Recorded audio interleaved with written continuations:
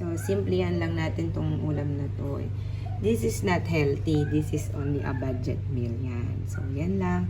So, ako kasi, ito malasa na kasi to sa okay lang yung oyster sauce. That's it for our ingredients.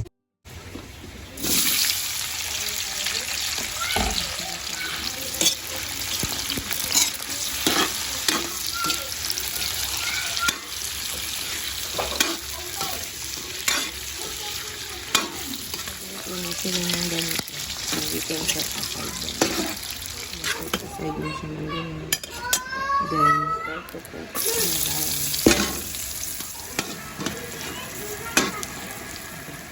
And we can dump it again.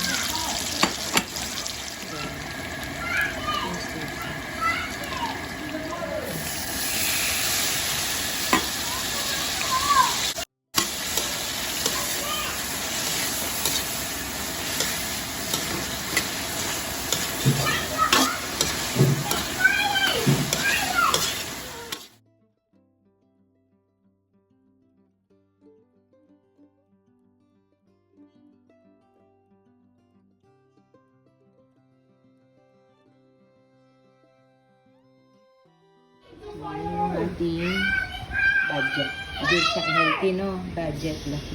Ganun sa quick recipe.